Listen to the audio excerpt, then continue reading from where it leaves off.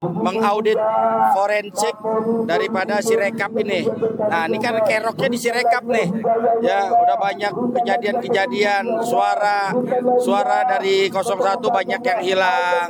Tiba-tiba suara 02 melonjak.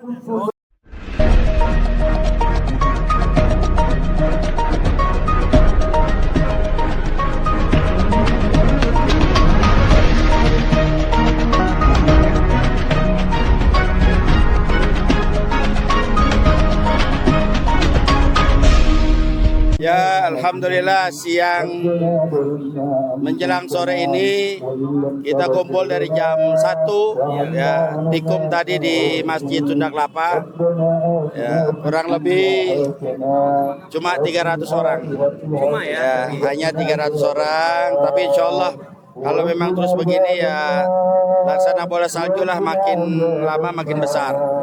Ya, jadi yang tetap sama tuntutan kita adalah KPU netral, KPU jujur. Ya, jangan lagi ada kecurangan. Dan kita minta untuk pemerintah ataupun lembaga untuk bisa mengaudit forensik daripada Sirekap ini. Nah, ini kan keroknya di Sirekap nih. Ya, udah banyak kejadian-kejadian suara dari 01 banyak yang hilang. Tiba-tiba suara 02 melonjak, bahkan sampai ratusan bahkan ribuan. Ini yang menjadi melebihi dari DPT aja ya. Melebihi dari DPT.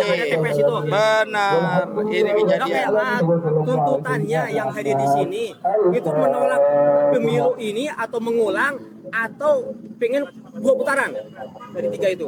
Kita sebetulnya ya dari 3 itu kita menolak pemilu curang. Ya, kalau sudah menolak pemilu curang artinya tidak ada legitimasi. Berarti dibatalkan dong. Harusnya begitu. Dia namanya kecurangan. Nggak mungkin mau. Nah, kalau dia tidak mau, maka lakukanlah pemilihan ulang. 2 putaran berarti. Ya. 2 putaran. Jadi jelas, gitu. Kedudukannya juga jelas, legitimasinya juga jelas. Ya, kita berharap KPU jujur lah. KPU nggak perlu bantu 01, nggak perlu bantu yang lain, cukup jujur saja dan netral, itu aja udah. Karena fakta Pak Eka, fakta di lapangan itu nggak ada ditemukan kecurangan 01, nggak ada. Iya, 02 semua. Contoh konkret. Saya ini saksi di TPS 20, Kelurahan Bangka, Kecamatan Mampang. Mampang. Ya. Suara Pak Anies, suara Amin 138. 138. Ya. Yang 2 57. Yang 3 14. Terus lalu KPPS ini ya KPPS mengirimkan hasilnya ke Sirekap. Hasilnya besok baru ketahuan, ternyata suara Pak Amin atau suara Amin dari 138 menjadi 118. Hilang 20. Nah, suara 02 yang tadinya cuma 57 menjadi 957. dari mana? Itu benar. Itu real, bisa bertanggungjawabkan. Kita ada C1-nya. Saya saksi kok di TPS itu. Betul. Itu satu bukti kecurangan yang valid ya. Valid. Nggak bisa di ini lagi. Nggak bisa di itu salah satu contoh gimana tempat yang lainnya juga kan. Betul. Gimana tempat yang lainnya? Gimana dengan dicoblos yang pakai bor? Ya, pencoblosan luar biasa begitu banyaknya. Ini kan udah kecurangan seperti dulu nih. TSM, terstruktur, sistematis, masif. Ini udah terjadi. Makanya kita harap bisa untuk diaudit forensik itu Sirekap. Kan begitu. Karena saya dengar anggota Dewan Komisi 2 pernah tidak menyetujui daripada Sirekap. Kenapa? Servernya ada yang menganggapkan bahwa itu ada di Cina dan Singapura. Alibaba punya kan gitu. Itu dia. Baik Pak. Misalnya nih, oke lah disetujui nih ya ada putaran 2. Yakin nggak siapa yang bakal menang gitu? Putaran 2 nanti nih. Kalau berbicara masalah putaran kedua nanti, ya hakul yakin. Aku yakin ya. Ya, kita bisa mengambil daripada setiap kampanye kita. Oh gitu. Dimanapun kampanye Pak Anies pasti ribuan, bahkan ratusan ribu orang sudah hadir. Membludak gitu ya. Membludak. Itu sebagai tanda apa? Rakyat ingin perubahan.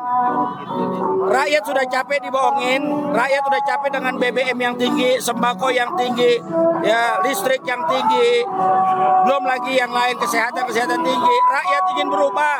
Iya. Kenapa rakyat ingin berubah? Karena Indonesia ini kaya. Iya, iya.